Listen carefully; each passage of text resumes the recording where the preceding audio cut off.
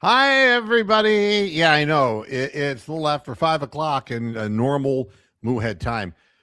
The majority of the shows during the course of the Cavaliers' futile run in the Futile. postseason was dealt with by me doing afternoon programs and just leaving them up. And now we're going back to regularly scheduled Moohead. Yeah, Not that that doesn't change anything, really. no longer the emergency Cavaliers broadcast system. Boop, Y- boop, boop, boop. You're trying to save people while they're jumping off ledges. Uh, no, this is back to the norm. Won't affect viewership at all. That's the No, no interesting one thing. If I cares. did the show at 11 o'clock in the morning, it didn't matter, you know? And no one fucking Same cares. number of people watch the program, but I like, this is usually the time that I'm accustomed to do it through my limited career. Actually, wanted to start out the program today. Hello, Rubber City Cards. How you doing? And Ron Leffman. Hello. And anyone else who is out there but not in the chat, hey, feel free. And I'll answer any questions you don't have. The I remained very quiet in the aftermath of the failure of the Cavaliers and just wanted to see how the team, and from the team, I don't mean the players, but management was going to handle this whole situation. You mean the organization as a whole? Right. And everybody was going ballistic on social media, and everybody was running every zigzag which way. And people who were saying irrational things, and people who really wanted to basically line up the players like they did to the Jews in Dachau. All kinds of people who overly, just way out of proportion. Yeah. You root for your team to have the best outcome that they can have. But when it doesn't happen, you just don't turn on people. And I guess this is what you do in today's world, perhaps. But I just kind of went quiet. I didn't want to bother with all of that bloodletting afterwards. Hello, Scott O'Brien. How are you? So I wanted to start with this by just taking a few quotes from Kobe Altman's end of season press conference. When asked about James Harden, he said, "We're hopeful he comes back. He's remarkable for us. We didn't trade for MVP James Harden. We traded for James Harden at the end of his career that has transformed himself into becoming one of the best point guards in the league. He helped stabilize us. He helped regalvanize the group. We were kind of shaky in terms of our belief. When he came on board, he gave us a real belief and swagger. We are not in conference finals without James. That's a real important piece, but we need to figure it out." So, that's saying a whole bunch of things in the course of one little bite. But I thought it was interesting. We didn't trade for the really good James Harden. We really traded for the old at the end of his career, heavy legged, washed up James Harden. And but he transformed himself into one of the best point guards in the league. I don't know. I didn't see it. I've been watching the other teams that are in, the final four teams, and even some before who had better point guards than James Harden. We're not in the conference finals without him. Well, I mean, you can make that argument, but the thing I found interesting is we traded a 26-year-old guy who has chronic foot injuries for a guy who is really at the end of his career, according to Kobe Altman, that we're in a situation where they want to re-sign the guy who's at the end of his career. Yeah. And they must have really believed that Darius Garland was going to be crippled for life. Which is probably true. Well, I would say that that's a really crafty statement by Kobe Altman. Like, he sat down a long time and thought about that and then got a bit of AI help, because you really can't fully disprove anything of what he's saying. But everyone knows that James Harden looks like Willie Mays of the New York Mets. you know. He doesn't have any lift anymore. And he's getting the step back three blocked now because he just Yeah, doesn't have the elevation that he had at one yeah. time. And look, Instead of he's getting fouled, he's getting it blocked. a Yeah, lot of mileage on those wheels. At Rubber City Cards, no offense, but Dennis Schroeder, I mean, is a bum. And we're going to talk about a bunch of this, but I'm going to really try to take all of my predilections out of this and just open up the thought process. Here's the quote about Donovan Mitchell from Kobe Altman. Right now, he's still playing the best basketball of his career. Donovan is our guy. He loves it here. He's professed how much he loves it here. He's elevated everything about this franchise. We are getting him at his peak right now, and we hope that continues. Then, when he was asked about the bigs, he said, "We need them. They are almost like our cheat code in terms of our defensive prowess. Both grew tremendously. We are going to add the moniker Game 7 JA. Those two specifically found ways to play alongside each other. They are still relatively young. Those two fit really well together, and we're really excited about their future together."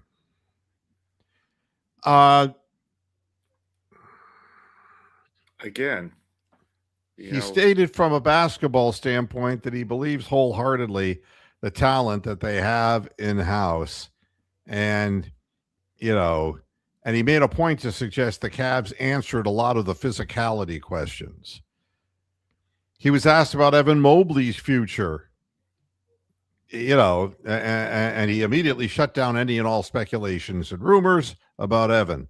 When asked about Jalen Tyson, he said, "We need him. He was disappointed in his overall playoff performance." And what playoff performance would that have been? There wasn't any to see, was there? He was really disappointed in the 3 minutes he was allowed to play. I think that was tied to shot making. You can tell how much we needed him, his toughness, his tenacity on the boards, the fact that he can pick up full court. He's going to be a big part of what we do. He's always going to outplay his coverage in terms of his contract. Ooh. There you go. That's the key. A ringing endorsement. There you go. Yeah, he comes cheap. Value for money. Cheap. Yeah. And then on Kenny Atkinson. Kenny has been remarkable the last 2 years. He has, yeah. Remarkable. I would have used the word special. He spoke to the stabilization of the season as a whole. When asked about internal growth, he highlighted one player in particular for the future, Tyrese No-Show Proctor.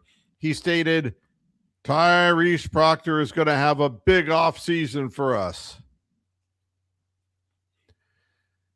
But you didn't have any faith in him this year, did you? Well, he wasn't ready to play in the big spotlight, but Dennis Schroeder was. What did you get? You only got that veteran leadership from Dennis. You mean the 11 teams he's played for? Yeah. Oh, God. Here's what I realize. Kobe Altman goes in front of the press, and what he's talking about is basically the company line. Brilliantly, I think. I mean, I have never heard a company line executed quite as brilliantly as he's done there. He should work.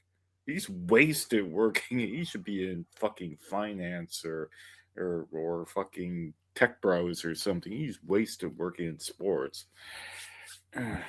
Well, here's my read of the whole situation. All of us are disappointed. And a lot of the fans are just angry. And I think that they're angry because they have a mental illness. I think that they're getting whipped by social media. I think that a lot. I mean, it was funny. I had a little quick conversation with Ken Carmen, who's a guy who I watched his sidekick and him arguing so ferociously that his sidekick literally walked off the show. Wow. And I wrote to him and in a joking way, and I said, "You tell I said I've been in broadcasting a long time. You tell your sidekick," and I make sure that I refer to him as Ken's sidekick. Politically correct. I said, "Tell your sidekick that's unacceptable. It's unprofessional. Cut it out." And that's but that's the Did he take it as a joke? Or yes. Oh, good. Smiley Right. face. He knew where I was coming from because because he knew your thing. Yeah, and quite honestly, I don't Hey, I'm not going to lecture people when I actually showed my ass one broadcast and whatever. that was a long time ago, but people have not forgotten. I mean, I like being a erstwhile sidekick. That's kind of what I like. Yeah, I think the whole point. Ed McMahon had the best job in the world, didn't he?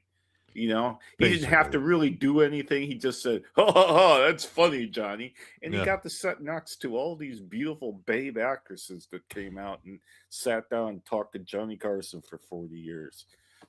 So he had the best job in the world, I think. Well, I wouldn't want to be Kobe Altman. I wouldn't want to be any of the people in the Cavaliers organization right now, because my feeling about this is that he's towing a company line, and that's fine, but this isn't really what fans want to hear, but I'm going to say it out loud.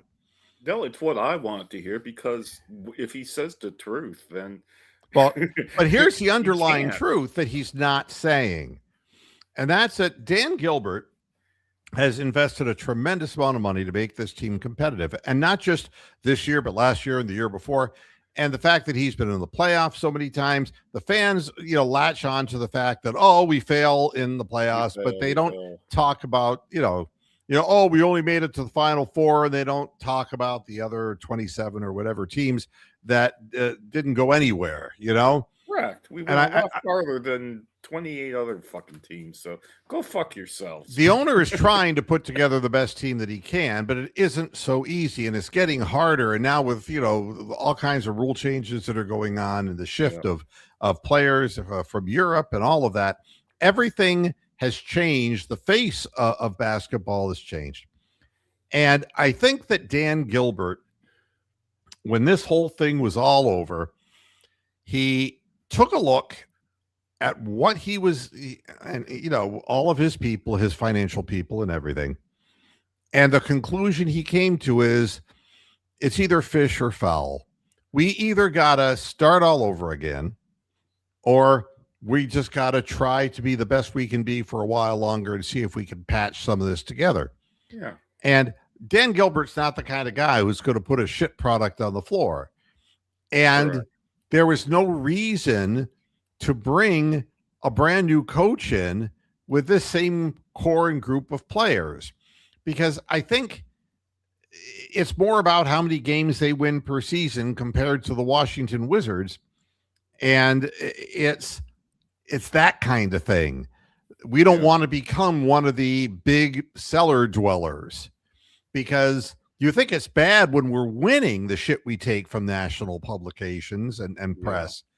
I mean, if we were like the 22 win Cleveland Cavaliers per season, oh my God, it would never end. Yeah. The problem with people in Northeast Ohio, LeBron James spoiled them, and they think that there was going to be some miraculous finals run again that would result in a championship. And people are not paying attention with the way the game's changing and the content of what we have on our roster. And I think Dan Gilbert looked at it and said, we're just going to run it back again and do the best we can do, try to win as many games and at least put a decent product on the floor. And we will try to set up a situation financially where we break out of the shackles that we're in because of the second apron. And I think Yeah. that, we're going to have to swallow some of our pride. The James Harden trade, the thing is that they're going to re-sign him to get under the second apron. And so we're going to have him on the team, whether you want him there or not. And because the only other thing you could do would be to let them all cut loose, and then you end up You're with fucked. a city rec team. Yeah, I mean, the thing about Harden is that he was just overplayed. I thought. I mean, if you play him against the second string for 20 minutes, he probably would have gotten more value out of him than playing him for 40 fucking minutes. But well, we've I had mean, this before. I mean, well, the thing is, we don't know what's in James Harden's head because he's still chasing something that he can't catch. And yeah, it's he's like Wile E. Coyote, and every time he goes to Acme with a new rocket on his back, and it just blows up in his face. So well, and it's not that I'm not going to criticize James Harden in this I regard. I don't have anything. I think he's probably a decent bloke. I don't know him. I don't know him either, but he is obviously trying to latch on to the best team that he can latch on to, as far as continuing to win, and having that little flicker still out there that, oh my Yeah, goodness, I can we can actually do win a it. championship. And I think it's more about James Harden than it is about the city of Cleveland and anything else. He's had a very long and jaded career going from city to city, trying to find something that isn't something that you can force. It's something that happens. Yeah, And it's like now gotten into the stage where he's like questing for the Holy Grail. It doesn't even exist. yeah. For So him. I think the realization from Dan Gilbert and the top of the organization is the It's choice. sensible. It's It's fucking 22 yeah, wins, and going back to the days yeah. when Ricky when we Davis and yeah, that's right. Ricky And Davis. wrong way Davis Wrong like way, Ricky. yeah, but I'm gonna Ricky! Time I'm to go gonna to get the a club. triple double my own way. I'm gonna rebound my own intentional miss. Uh, we're gonna be back to that again, or we're gonna have familiar people on the court that the fans don't believe in. Either way, fans aren't going to show up. But if you don't believe me, Game 7, just take a look at the Game 7s that the Cavaliers played and the enthusiasm of the crowd, and then take a look at the home games where we just got swept by the Knicks, and the fact that there were Knicks fans and all the New York dignitaries had the best seats in the house, and it might as well have been a I, Knicks game. I mean, literally, like Chalamet and Kylie Jenner are, I think, drinking vodka or something during the game, having a great old time. What I Rick don't understand is how is it the people in Oklahoma, they're in the middle of a goddamn tornado zone. You know, Desert. I They mean, live in a fucking desert. the movie Twister, Yep. with the cow and the Holly tornado. Hunter and the cow, yeah. Yeah, I mean Yeah, that they look out their window and they see that shit. They are living in the Wizard of Oz. exactly. They're in the middle of nowhere, Yeah. and they got a wretched basketball team from Seattle. And Yeah. they had this run where they had Harden and they had Durant, and it didn't happen. Westbrook How are and those goddamn it. fans so enthusiastic? You look at them and it's like, wow, look at these people, man. They're on their feet waving these things and they're going ballistic the whole game. And you look at the fans in Cleveland, they got their thumbs up their ass. Well, They're waiting for the worst thing to happen. It's the truth, man. And yeah, that's why the media, and the reason I can say this is I live here 6 months out of the year, yeah, but and that's only been for the last 3 years. And quite honestly, I wanted to come back for a number of personal reasons, yeah. but it's so obvious that the people here, when it comes to sports, they're just Jaded. negative. Fucking jaded. Yeah, they're just totally Jaded and negative. cynical and And all that shit. I thought fan was short for fanatics, and these people may be fanatics, but they're fanatics in a way that you wouldn't trust them if they were kind of breaking into your home. They're irrational, and the Wow. whole internet thing and feeds this, and the podcasting stuff feeds this too. Yeah. And I don't want to be part of that, and prior to, while they were getting swept, Mr. Moohead did take his shot. So they were big broadside shots at players who I didn't think were putting out. But Well, but I can tell you yeah, this. it's James over now. Harden's old. Kobe He's Altman just old. said it. I'm old. He's old. I'm old too. Yeah, I'm old. We're all old. Donovan Mitchell was hurt. No one's going to admit it. Definitely hurt. He was definitely hurt. I mean, Definitely hurt. and he didn't have lift. He didn't have, that swim move looked like he was drowning more than he was swimming. Yeah, and that's going to get figured out too. Somebody will work on that and figure that out. You got it. And my feelings for Kenny Atkinson, which everybody at this point knows, and it is only because they don't have a better direction to go. Believe me, if they were going to start over again, they wouldn't have started over with Kenny Atkinson. Yeah. Absolutely. But if the players didn't say this guy's a total jerk or whatever, they're going to hold on to him. And if the team just gives up, and if they were just, again, playing the company line back to the company, I think then what will happen is Kenny will get fired mid-season. Yeah, which is normally what Gilbert does. He tends to fire fuckers in mid-season, doesn't he? Yeah. Yeah. So I guess the way I look at this whole thing is I never go into a season thinking we're going to win it all. We're not in Los Angeles. We're not the Dodgers. We're not the people in New York. The Yankees think we're going to win it all, and it's been for how long? One dick in a long time. Yes, in a long fucking time. So, yeah. but they they talk it up. Yep, and I don't go into it that way, and I don't go into a football season like I don't feel good about anything about the Browns whatsoever, and God, they're going to suck again. And what kind of choice is that between these two quarterbacks? I mean, Shadur's a functional illiterate, and Deshaun Watson is a rapist. What do I want to listen to that kind of shit for on public broadcasting? Why do I want to hear that? It does no good for anyone. No. And not even the people saying it. It does no good for them either. If Jimmy Haslam, I notice he's selling off his smaller sports investments. I don't know if you noticed that, but has he done something very recently? Yeah, in Columbus. Try to keep up with them. Columbus, he sold Columbus and the MLS team. Yeah, and he's got the women team. Yeah, I will look it up. It's a sort of personal hobby. But he's already single-handedly brought the Bucks down on their knees. I mean, he's a crummy owner. Yeah. But it still doesn't make me not want to cheer for the players or to boo or to put a bag over my head or do all the stupid things that people do. I've been reminded of a point that I did see, and I imagine it was on the actual main broadcast and not the Prime International broadcast.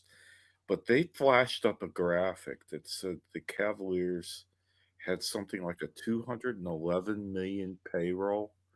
And I'm thinking that, oh my God, that roster is half the size of the Guardians and 3 times as much money. Yep. That's just like the fans should be overjoyed to have an owner like Dan Gilbert. I mean, people should not. I mean, why they shit on teams? I have no idea. It's one thing if you're drafting the wrong people. It's one thing if you are just putting up with year after year out of constant mistake making, and you keep bringing the coach back every year like Haslam's done. That's one thing. He's a legitimate dummy. But I mean, you can sit there and cry all you want about the Guardians and Stephen Vogt. You can just sit there and cry. But first place. They're first place. Shut the fuck up. And you know something? If you look at it from a different perspective, you'd say, there's the group we're saying God, Stephen Kwan's totally washed up already. He just totally turned old. Yes, he's lost. Yeah, now he's off on some Can't steal bereavement. bases. He can't do anything, and he's a 220 hitter. I get it. He's straw now. He's He turned into Harvey Keene before our very eyes. Yeah, exactly. I mean, he just no power, no speed. Nothing. But look what you got. You got Chase DeLauder, who is, for a young guy Young who, guy. who moved up through the minor league system quickly, doing a fine job. And you've got Angel Martinez, who is really doing a nice job, and he plays multiple positions, and he's got the most home runs He's on an the team. all-star. Yeah, he's the leading home run guy on the team. And last year I told people that guy, he's going to fill out, and he's talented, and he is talented. And so we have him. But now Bazana, I was totally wrong about this guy. I took a look at his minor league numbers. And it's like, what the fuck? This guy's not his best year was 256 average in the minors. It's like, and he has no power. And now he's stealing bases.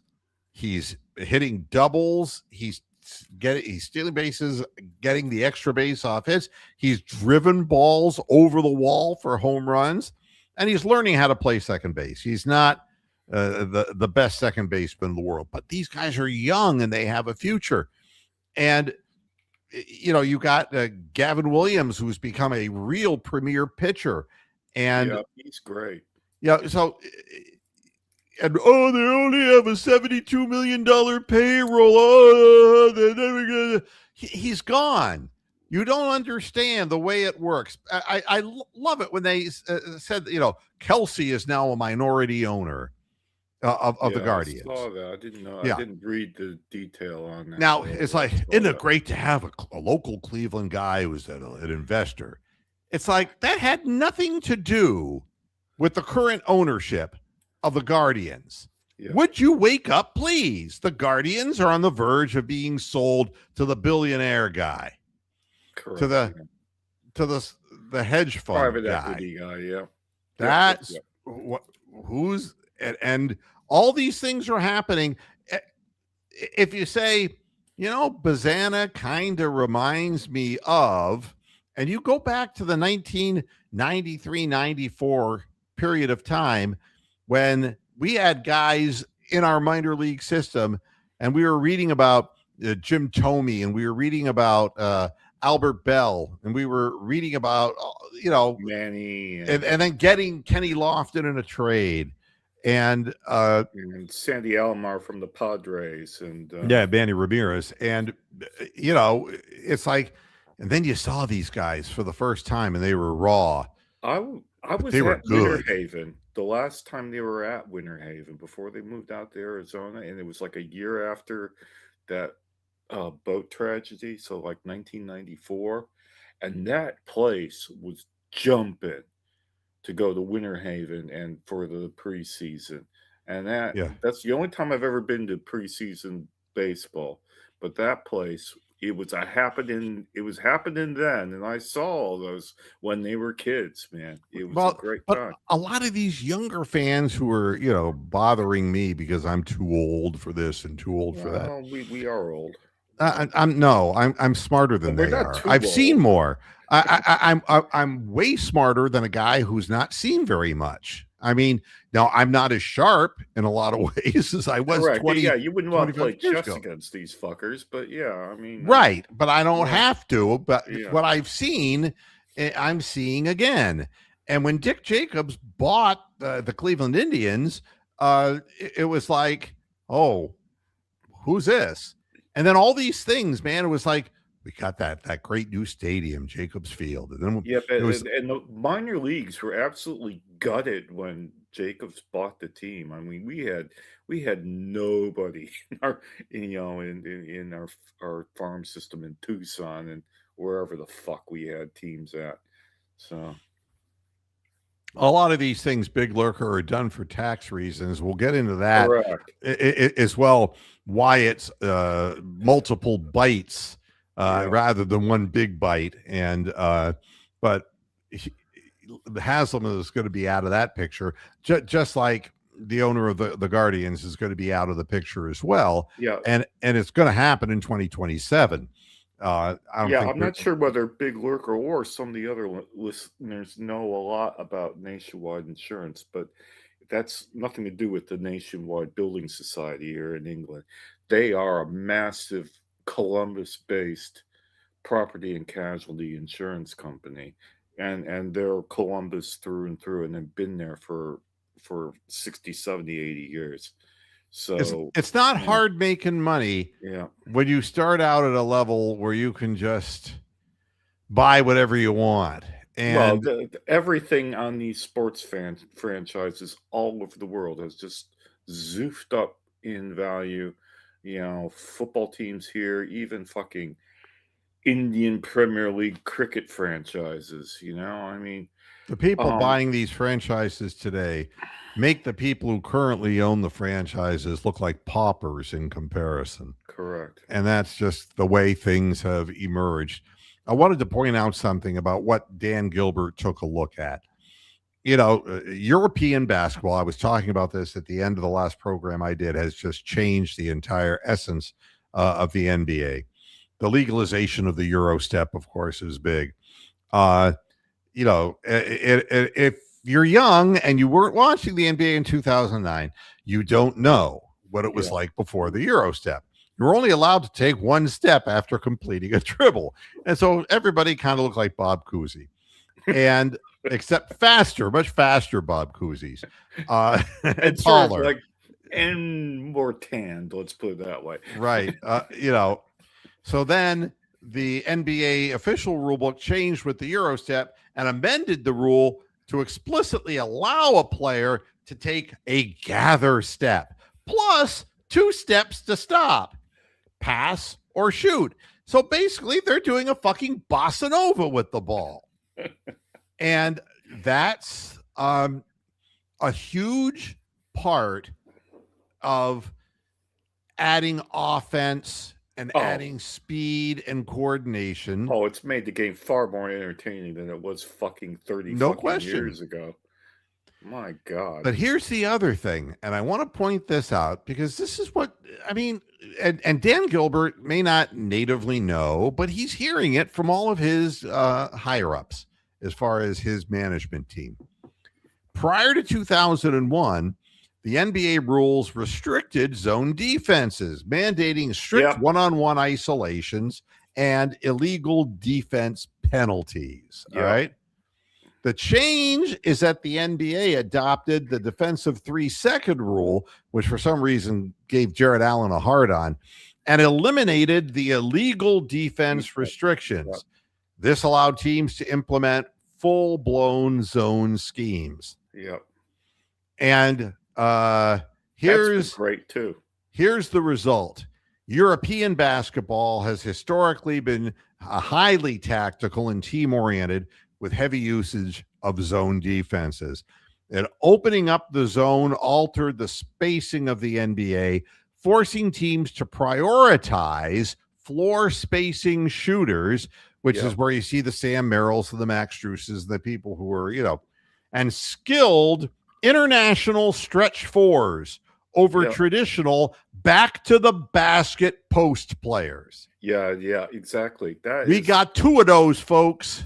Who wrote that? Because that's actually great comment. I mean, and obviously the first people was like Manu Ginobili, and then you got a whole string of guys from Europe that have done that. It's helped the game immensely. They're not trying to stop the game for palming a basketball, for traveling. They're not interested in that. Yeah. The game's up tempo, and the viewership wants that. But the bottom line is, if you're looking at a team and you're staring at a second apron that is going to just destroy you, and what you've got are 2 guys who have to play with their back to the basket, because as much as Evan Mobley can occasionally shoot a three, he ain't going to get from behind the arc into the paint by himself without getting stripped 60% of the time. Not only stripped, but he'll not even have any clothes on by the time he gets to the. Yeah, I mean, take his top off, his shorts, his fucking shoes. He won't have nothing. He'll be blind naked by the time he gets to the hoop.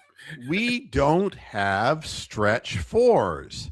And here was the thing that the Cavaliers hoped that when we got DeAndre Hunter, we hoped that. And he was a defensive player in Atlanta, and he could score off the bench. But when Kenny and all of his infinite wisdom let him start, he was just literally a duck out of water. He just looked, and he lost all of his confidence on his shot. He wanted to become a three-point shooter. He abandoned the mid-range shots, and the whole point of the game is you don't want to get rid of mid-range shooters. What you want to do is get the ball to them in position more quickly so your team gets more shots up and the pace of the game gets picked up. Yeah, you got to be shooting 100 shots a game these days now. You don't want these younger, fast players to get set into their defenses because, holy moly, you see the zone defenses that they're playing. If you think you're going to do a simple pick and roll and throw the ball into the paint, these guys have 7-foot wingspans, man. And I'm talking about the forwards. And they'll block the pass no matter where you try to throw it. And the Cavaliers were making so many mistakes because throwing the ball across the court, guys it was just like pick sixes. They would intercept the pass, just go down and dunk it on the other end, trying to force the ball into the paint. The passes will get batted. They're opportunistic, quick guards will get their hands on the ball and immediately go into transition. That's what has changed in the game.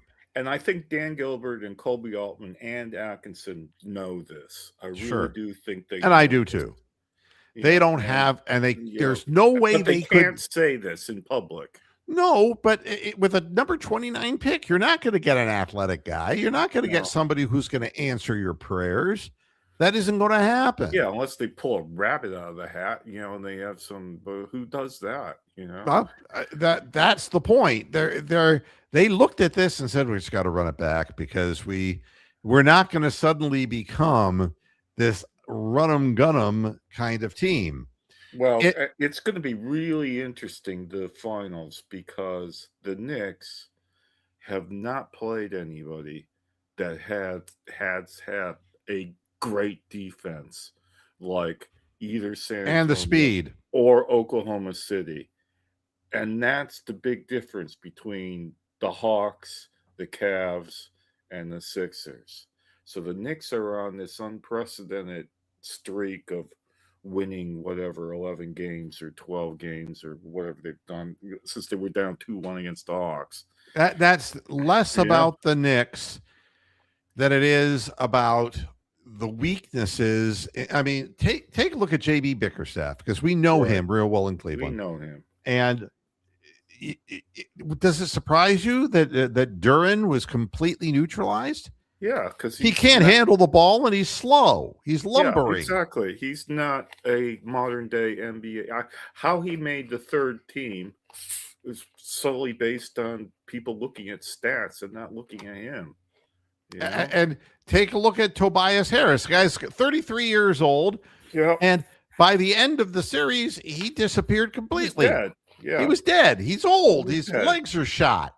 And this length and duration of a season that goes on, and they're playing every 2 days. And I mean, Well, at least it's not an Olympic year, where you got these guys playing another 6 weeks for no, whatever reason you want to, Anyway.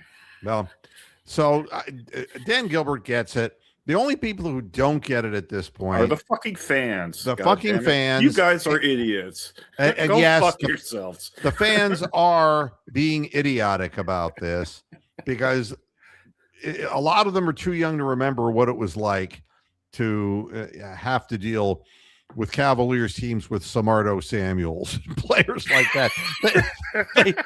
They just have no idea. That's a great name. I know. It's like there were so many of those guys that came and went. You don't remember what in the hell, and you would tune it in, and they'd be playing on channel 43, and just Yeah, you have to move ridiculous. the rabbit ears around to get the signal to come in. Yeah, it just ridiculous. So the fans are just way out of line on this, and I do believe that the Cavaliers are probably doing economically the smart thing. But what I would say is that this should be Kenny Atkinson's last year, and if they're going to change, they're going to bring in somebody new. Well, and then there's going to be a changing of the guard as far as yeah, who I the mean, players are. Kenny Atkinson's sort of at the point that Schottenheimer got to before Bill Belichick was brought in. So, I think we're at that stage where the gleam is gone with the Cavs. So we'll see what happens. Now, as far as the New York Knicks are concerned, because that's all I've been hearing about, The Knicks. But before that, it was Pistons fans complaining, "Well, we were better than you all along," and it's like, no, why didn't you beat us, you stupid fucks? Come on. I mean, is a bunch of crazy Arab people in the city that you live in and their mosques driving you crazy? What is the problem with people in Michigan, with the Detroit Pistons fans? Detroit had the best record during the season. That don't matter. The game has evolved away from the way JB Bickerstaff coaches, and and you wonder how this happened that you lost to the Cavaliers, because Cade Cunningham was in as bad a shape as Donovan Mitchell ended up in. All right. He was wearing a flak jacket under his uniform. Yeah, he was hurt. And, that's what happens to teams. And no, the future isn't the Detroit Pistons, folks. It's nice they had a good season, but they're in the same situation that we are. Oscar Thompson is more of the future, but he can't shoot the ball. And remember that year a few years ago when the Hawks were like the number 1 seed and they were absolutely horrific and they got bounced out pretty quickly. You know what you are when you're relying on draft picks, and the Cavaliers don't even have those. If you're relying on playing bad basketball in order to get a pick, you're one ricochet away from falling back in the pack. I mean, there was a guy who was one of the top picks in the draft out of France, and he looked like he was going to be something, and they benched his ass. He was not even getting minutes by the end of the season. You can't afford to swing and miss when you're a poor pauper of a team. You can't afford that, and you want to keep throwing. You're going to get European players. Some of those European players will become really good NBA players, and some of them. Or Chetty Osman, goddammit. That's right. They're just going to run around like they're, have their heads cut off. But, so that's the basketball thing in a nutshell, is that the Cavaliers are not in that bad a position, folks. No, I mean, not at all. Y'all are disappointed. I'm disappointed. Everybody wanted to see more, but the Knicks understood what the weakness of the Cavaliers was. They had a coach who was more perceptive, and they played the Cavs in the best possible timing of all. Cavaliers had to come off of 2 badass hard series, and they knew of their own making too. I mean, there was no reason why both of those series should have gone to 7. The Cavs should have dusted these fuckers. They were gasping. They were gasping for air in the whole series with the Knicks. And people are all, and the New York people, it doesn't take very much for them to even get small erections because they're so high on themselves anyway as it is. But the truth is that I'm watching the San Antonio OKC games, and these two teams, they play alike. They're fucking men too, man. Well, they got the big, strong, fast guys who can defend, get up and down the floor, and change directions. Wembanyama, my God. Oh, you know what Wembanyama reminds me of? And I'm going to use his birth name. When I was a kid, I used to absolutely hate John Wooden and UCLA because they fucking won every fucking game for like Yeah. about 5, 6, 7, 8 years in a row.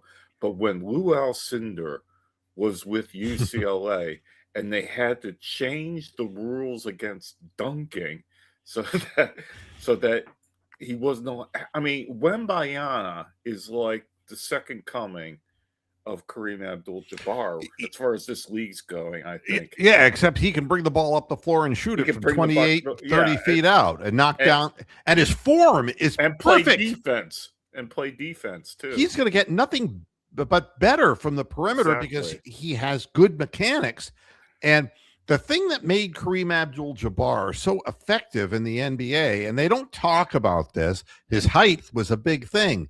The sky hook, he was shooting down at the basket. Exactly. It's a lot easier to shoot down at something than it is to shoot up at it. So and when you look at Wembayana following up shots and just he's on it, it's like he's on his tiptoes and just bink, and he just drops it through the basket. Well, the thing is, when he jumps, his arm is like higher than the top of the fucking backboard. Yep. He could probably knock off the 24-second clock if he wanted to.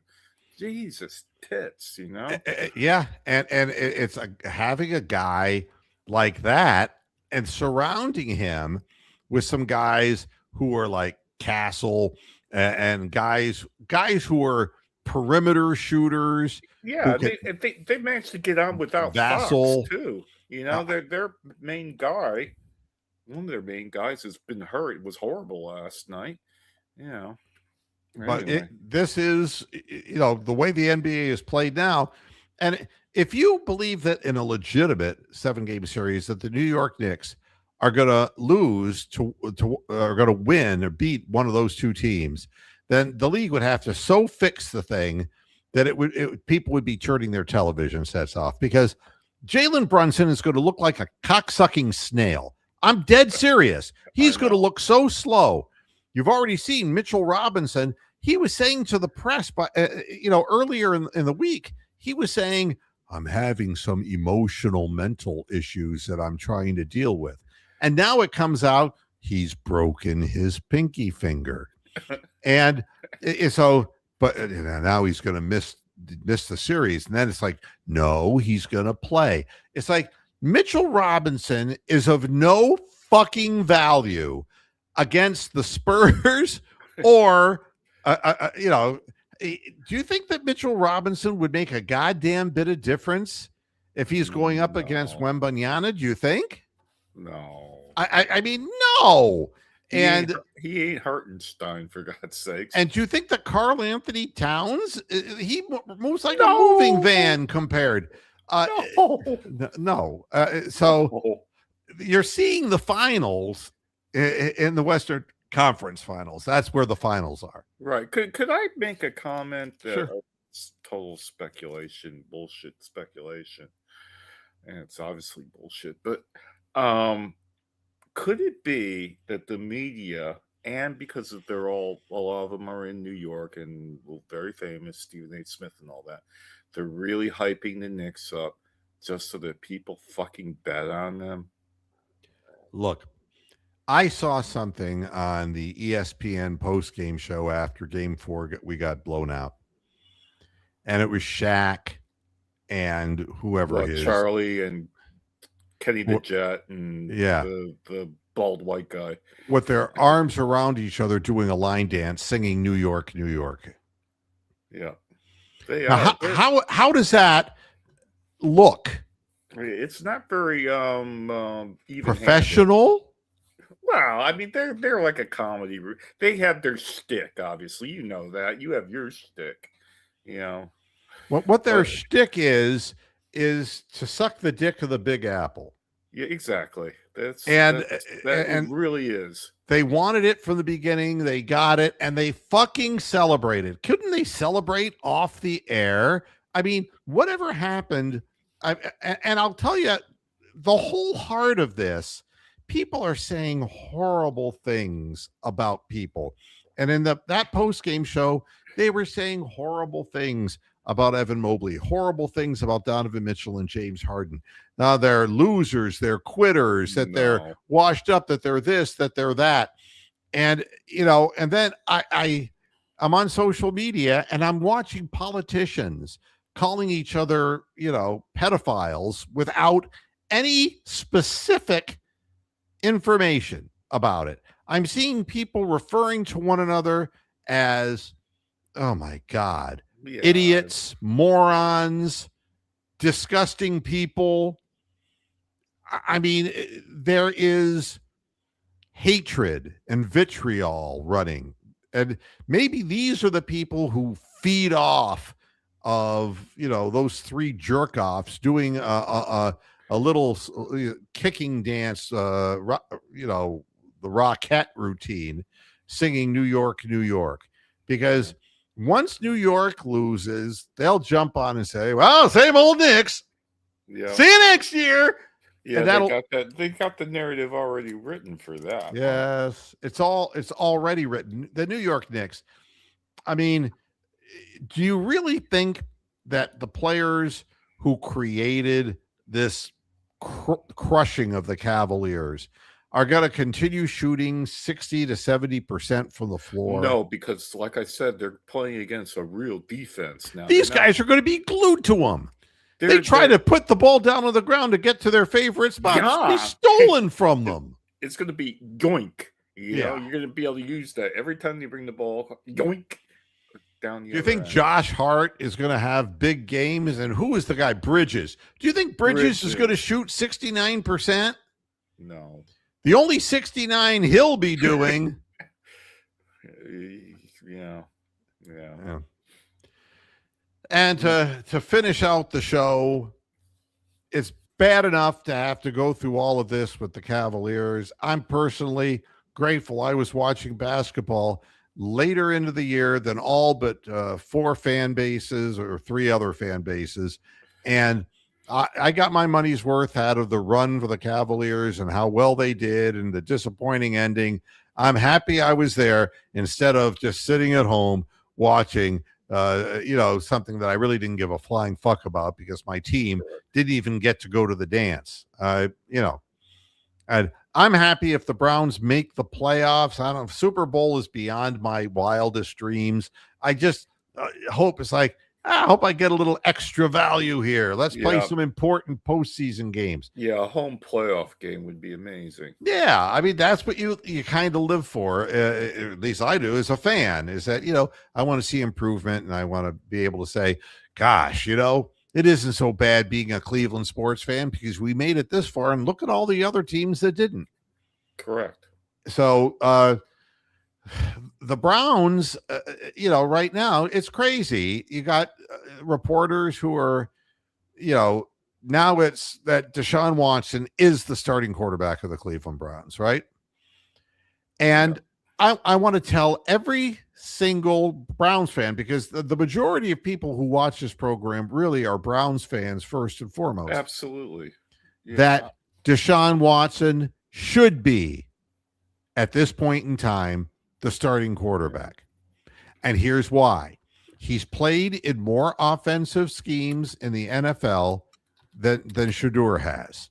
That's the first thing. The second thing is he has succeeded at the NFL level before. Now, the fact that he ain't going to be around after this year, and it could all play into any number of things. He could get injured in the first game, in the first drive. You never know. The fact that Shedeur is getting the reps that he's getting is fair. That's what it should be. And he's not being boosted as being the number one quarterback. He's learning a system that is a brand new system.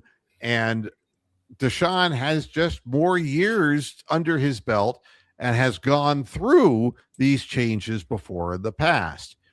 And he's more accomplished at the NFL level. And if you're still talking about Dylan Gabriel, you've missed the point, because Dylan Gabriel is to the quarterback position what Max Strus is to the forward position. not big enough, not fast enough. And, you know, I don't know what to tell you about Dylan Gabriel, except he's a guy who's going to end up playing indoor football. Well, there's been no propaganda out about Dylan Gabriel that I've seen. You know, the little notifications that you get of, ooh, these 7-on-7 great long bomb touchdown passes that you see and stuff. And where's Dylan Gabriel? We can't see him. He's not on here. So I'm getting a question here. that's hilarious. I'm sorry. I apologize for laughing at that, but I think that's a hilarious comment. How does the Cavs meltdown relate to poor business decisions and some boxer I've never heard of? They're having a dig at you, fella. I don't understand. Because that's what you base a lot of your commentary on, is your own business decisions and your knowledge of obscure boxing people. So No, what I said is if you take the emotion out of sports, and the comment that I made, and it was interesting, somebody at least is following me on Twitter. He's retarded, but he is following me. And what it was Tom Withers, who is formerly, and he may still be, but he used to be with the AP. He made a comment is, that's Bill Withers. yeah, he's leaning on someone. Yeah.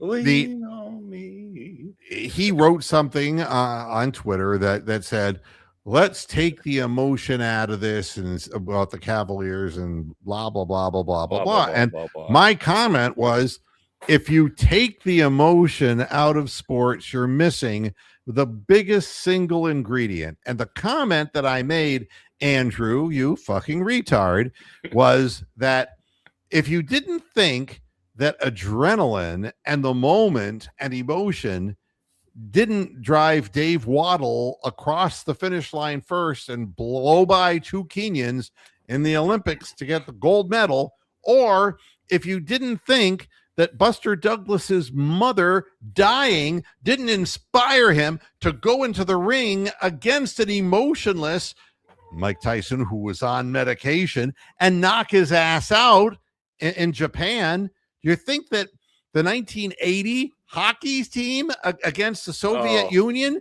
do you really think that anyone gave them a chance and that emotion had nothing to do with it? Oh, can I stop you? This guy's got to fuck off, man. Can I stop you there? Because I am sick and tired of seeing these, and I forget whether it's the prime broadcast I've been watching or what, but those adverts that have for the World Cup, where they're trying to push this narrative that the USA has a chance to win, and then they show Mike Eruzione at the end of it. Well, we won back in 1980, and he's like 90 years old, like we are, and he walks away.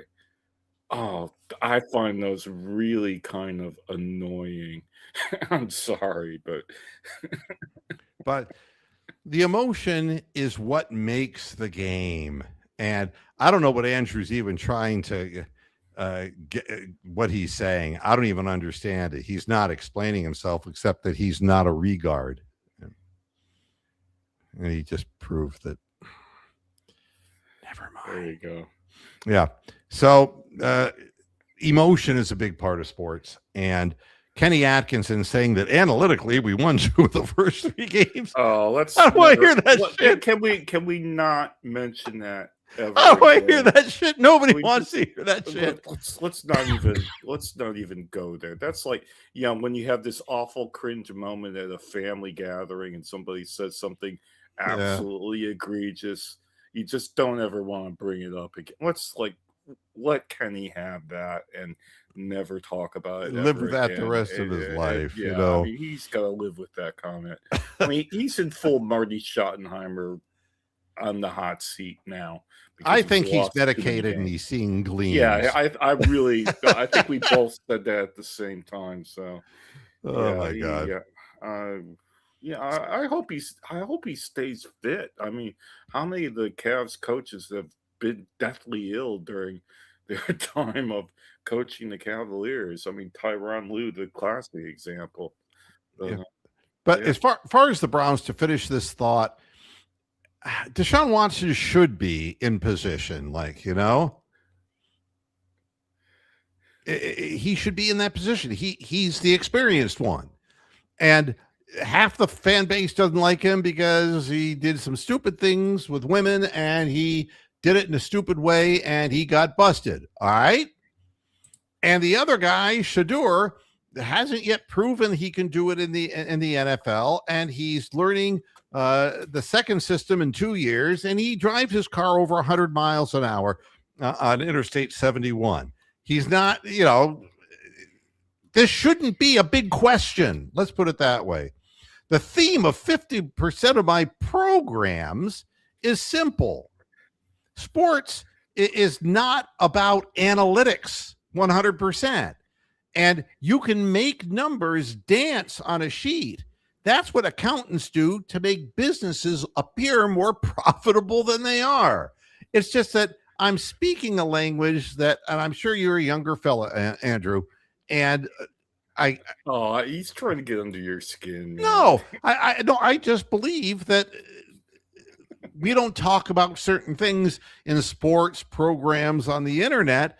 But the fact of the matter is that emotion's a huge part of things, and Yeah, sure. and the fans. It would really help if the fans were a little bit more positive about things. And I know it's frustrating, but gosh, you got to be able to do better than what they're doing. The fans just, you know, Oh, one thing that we should talk about in a later episode, which yes. it'll end up being news, is the offer and reply back from the Major League Baseball Players Association.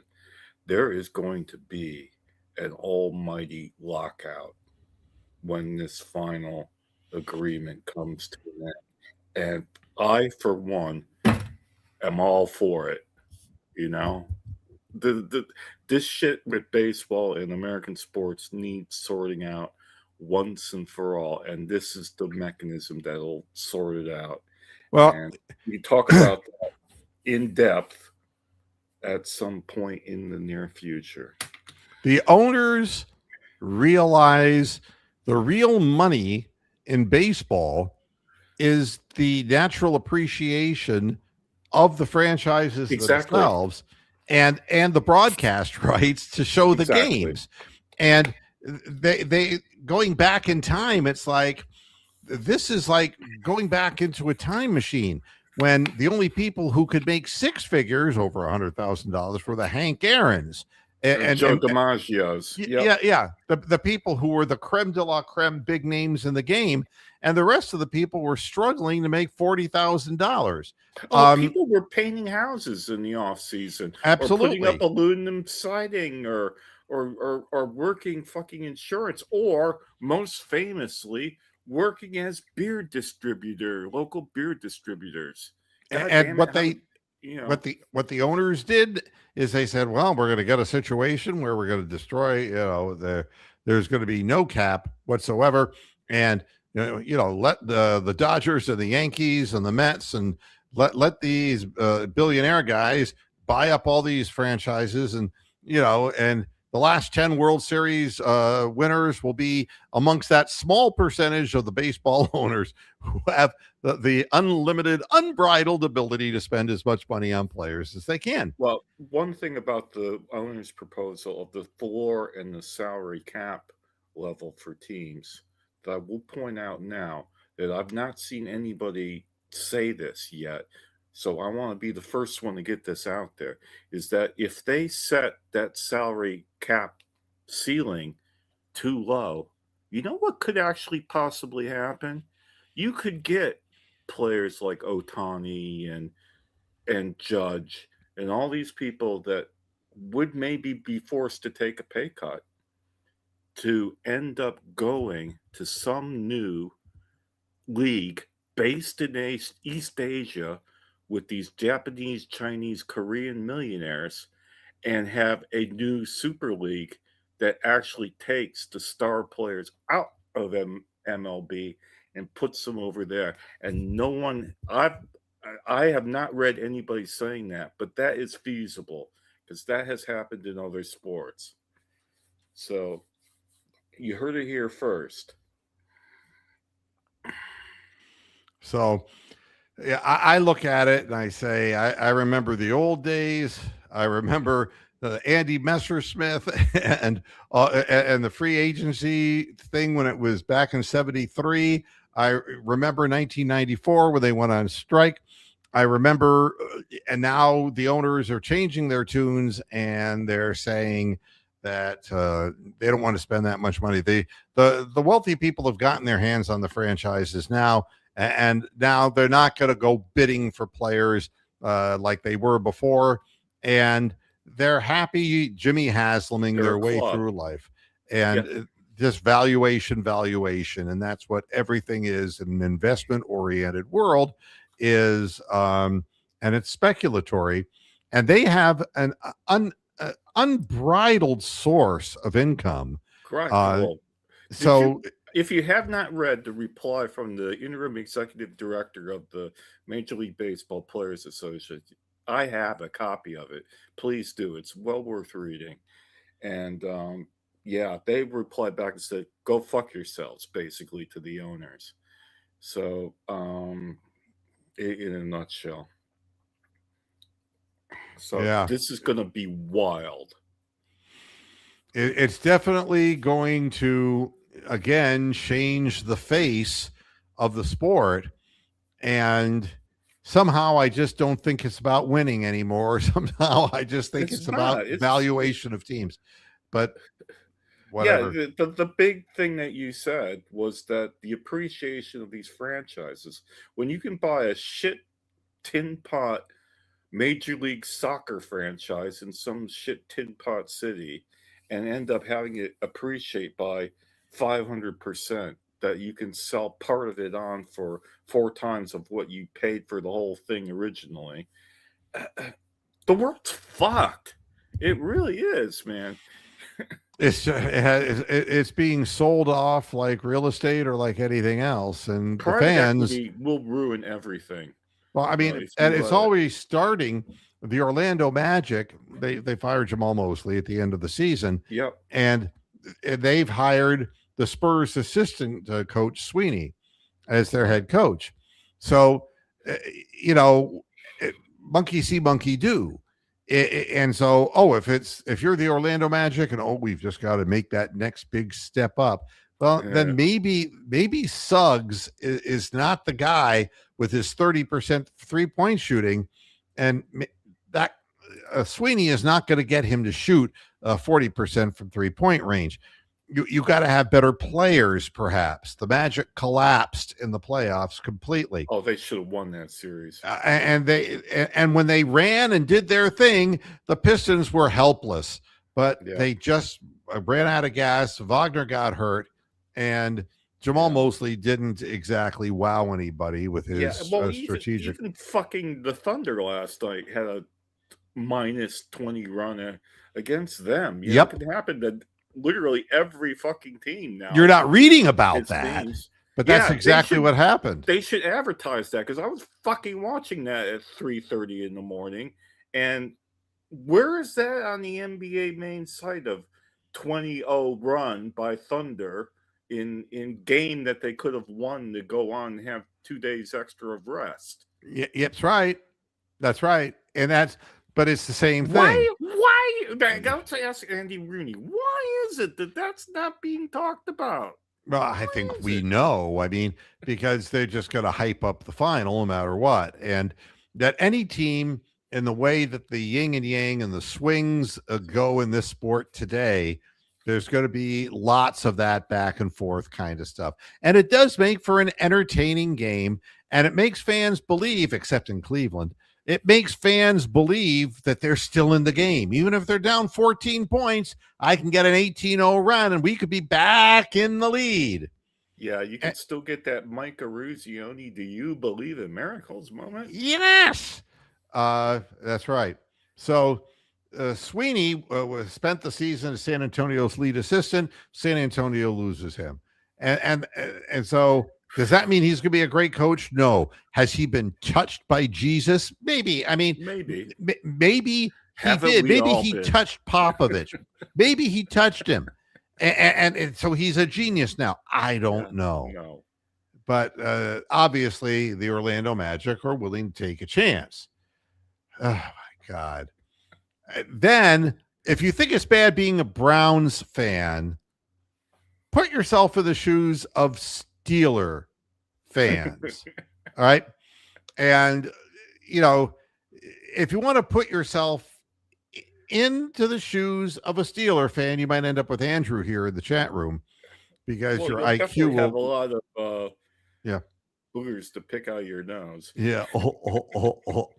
And their assistant, they fired him after only a few months on the job. Mike McCarthy brings him in, right? But their senior special teams assistant, Darius Swinton II, it's a violation of club policy, but they're not saying what he did. And this is how the season's starting out for a team with a 75-year-old quarterback. And Aaron Rodgers, that was the good news that the Steel Nation was waiting to hear. It's like the quarterback equivalent of James fucking Harden. Choke on it, man. Choke on it. Aaron Rodgers. And again, it wasn't me.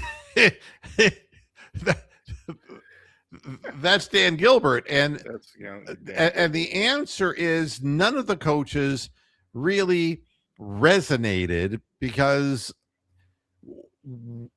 what coaches were running a system that were compatible with the way the game has evolved. And this is what will happen in the future. At the new NBA, as I'm calling it, is going to be identified by certain traits. The coaches who will be able to coach not only offensively those traits, but a defensive way to at least try to get in people's way. Those are the people who are the coaches of tomorrow. But Jason Kidd has no idea about the new NBA. What does he know? And the same thing with Billy Donovan. What does he know? So it's between a rock and a hard place for Dan Gilbert. Believe me, this was not easy. There was nobody out there for him to hire. I said that a couple weeks ago. So, nobody out there. Yeah. It's so if you're feeling bad and you're a Browns fan, look at the Steelers and say, you just laugh. I mean, you look at the fucking Steelers. Man. They brought in Mike McCarthy. Do you know how much people are going to hate him? He is like, he's like Holmgren after the scooter, Yeah, that's right. Get me in the golf cart, man. The golf cart, yeah. I don't want to be on the field. I want to be motoring around here doing the lawn. Yeah, it's like hiring Wilford fucking Brimley to be your head coach. I don't. Is it me or Wilford Brimley look like a walrus? Cuckoo. I don't know. Didn't he die? He died, but nobody noticed. I can make jokes about dead people all the time because that's what I do. But anyway. Before I go, I want to thank everybody, even Andrew in the chat room. And God bless you, Andrew. You light up my life. You really do. God bless you, man. And I thought it was funny. And but anyway, and you have an odd sense of humor, though. I do. I prefer things that are funny with punchlines. Yeah. But anyway, at any rate, but I will say this: there's always an opportunity at any time in any Moohead radio broadcast to hop in and be called for. Just be prepared for Dwayne Stat to come after you. Dwayne Stat. You know something there, buddy? You're trying to make excuses about misspelling words. You're not even using your real name because you're afraid of your own shadow. Let me tell you something. I've been around the game of baseball for a long time. All the early years in Tampa, and I don't think it was baseball I was seeing. Go fuck yourself. Dwayne's go on Tampa Bay. Yeah. The Guardians play the Red Sox tonight. The Red Sox are not having a very good season, but Slade Cicconi's on the mound. So I'll do my impersonation of Slade Ciccone. Bets are off. Yeah, do you want to see my Slade Ciccone impersonation? You're not going to fall out of your chair again. Right? No. All right. Throwing the pitch at. Oh, well, you mean it's like Charlie Brown and all of his clothes come off a bit like. Yeah. Slade Ciccone's, off-speed pitch up in the strike zone. Boom. Yeah. Boom. Oh, can I make a request here? I want Yes. a voice that we haven't heard for a while. Yes. And none of the younger people will even remember this fucker, but he's an Ohio legend. Now that the Cavaliers season is over, I would like a Jerry Springer homily to sum it all up. It's the end of the program. It's some sort of homily from Jerry Springer to make us all feel closure and heal. A healing homily. Hominy? Hominy. You already were a very gritty guy. I have to write those. You can't do it off the top of you. You can't do not it anymore. When I hit my 69th birthday, wow, it just came and it went. Anyway, I don't know what he would say about this program. I'm still reading back at Andrew's original post, and I still don't get the joke. Could you explain it to me before I go off the air? You're laughing at it. I'd rather not. No, please. All right. Well, if you go back and listen to some of your programs, they are heavily laden with your radio experiences and with analogies about boxers. And I think they're just making a little dig about that. So, I had a few dogs and they were boxers. Yeah. And you want to know what was when I was 16 years old, I was a boxer over at the IGA grocery store. Go fuck yourself. Sports are so much more driven than just by this percentage of the time he gets this kind of contact off the barrel of his bat, and it's like you're watching Austin Hedges and his new left-handed, his new wife, Philip Bailey of Earth, Wind, and Fire, coming up to the plate. Remember? You won't be playing ball in September. Yeah. And watching these, and people rationalizing how they're really not as bad as they seem. And it's like, please make that stop. Please. Oh, dear. Oh, God. Oh, wait a minute. Ron Shane is saying that he gives up 4 runs in the first inning. That's best case scenario, I think. You know what it's like? It's like Tanner Bybee. No. when Tanner Bybee has his best stuff, the Guardians don't score. And then he says, fuck it. And he ends up giving up 7 runs in 2 innings. That's kind of what that is.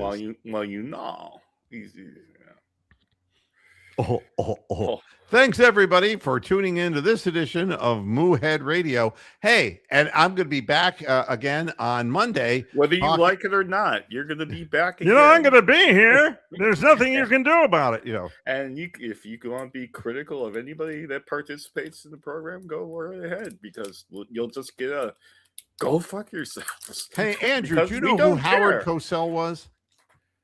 I don't know. Is he still there? I don't know. But Down goes Frazier. Yeah, well, that's that would be Howard Cosell talking about if Joe Frazier were bisexual. Oh, no. Down goes Frazier. Down goes Frazier. Yeah. Oh, I kind of figured that was going. It has to end up. I'm not going to do a fucking homily from Jerry Springer. No. Oh well. Well, go fuck yourself. Fuck yourself. Yeah, exactly. Thanks, everybody. Watch the Guardians. Have fun. Watch some of those younger players and realize there could be a lot of things worse than being a Cleveland sports fan. I mean, You could be honest to Stephen God. A. Smith, so there's a lot of things you could be. That's right. And He's gonna have we a could be stroke. here if we were like, I'm going to do a show that's going to be a tongue-in-cheek Pittsburgh Steelers, show where get those towels waving because we got so much to look forward to this year. We got Mike McCarthy and we got Aaron Rodgers. Oh, Myron Cope, though, you gotta make sure your voice is not suffering from any hay fever or throat infection or lung infection. Yeah, I can just think of Myron Cope. It's like it's just like this sound. How old is this guy? How old is he? Myron Cope calling a game with Aaron Rodgers, He's back in the pocket. He hasn't moved for 20 minutes. I think he's dead. He needs a mobility scooter to get back. And I think what we need is none of this Matt Underwood stuff, none of this Rick Manning stuff. I want Bruce Drennan back. If I'm Major League Baseball, I want Bruce Drennan to do the Guardians broadcast. Okay. That would be my choice. And I love you, Bruce. I really, really do. He doesn't remember Howard Cosell. I guess that's what he's 35. 35 years old. You don't know who Howard Cosell was. Wow. Well, I got to be very honest with you, Andrew. I don't understand how you couldn't know who I am. Muhammad Ali was the greatest, and I and my toupee were greater than him. Yeah. Who do you think benefited more? Muhammad Ali? I mean, Howard Cosell benefited more from Muhammad Ali, or Wendy benefited from LeBron James? There's a question for you. The more Wendy talks, the more depressed I'm getting. Oh, did you see that clip I sent you? If you haven't, you have to watch that. It's like hilarious. Yeah, I made the mistake of doing the Myron Cohen. Myron Cohen voice. Myron Cohen, was a Jewish comedian. Yeah. And I got to sing karaoke tonight. And then there was Myron Florin, who does polkas. Lawrence Welk telling his people, now a smile, you are bastards. And the one and the two. You had to smile no matter what. I mean, if Lawrence Welk was shoving his little wand up your asshole, you had to smile. Oh, well, one thing for everybody in the chat, particularly if you're young and don't know who Lawrence Welk was, go look up on YouTube. Just put in One Toke Over the Line, Lawrence Welk. Yes. It is literally the best music video you will ever watch in your entire Now, life. here's two of our wonderful singers. Wonderful young people singing one of the new songs of the era. He didn't realize some marijuana. He had no idea. And Dick Dale, I don't know how he did that with a straight face. I don't know either. I saw that video just the other day again, and it was like, this is just like surreal, totally surreal. Oh, one thing you'll have to play. One thing I will let you go, but one thing you have to play again for the younger folks is that fake car dealership advert when they were going out of business and Chrysler dumped them. If you have that one, just cue that. I mean, that's what radio was all about back in your era. Was those sort of adverts, but then they did that spoof one that got let out. It's the real things that are funnier. Yeah, it's the things that you just like Lawrence Welk introducing. Now, nobody remembers who sang One Toke Over the Line. Well, Dick Dale, and I'm trying to remember the girl. No, but who was the original artist? Oh, fuck me! It's like the Ozark Mountain Boys or the no, it was Brewer and Shipley. See, this is what years of being in the radio business does to you. Brewer and Shipley. I knew that. I got to get out of here. Take care, everybody. Have yourselves a wonderful weekend. Enjoy Shipley. Game 7 when they play it, and enjoy yourselves and be positive. Hasta la vista, Pastor Heads. Good night. Rick May knew it. Oh, you know something before I go? What? It kind of reminds me of a boxing story. What Never about when mind. Roberto Duran, you know, like, Bye. no mas.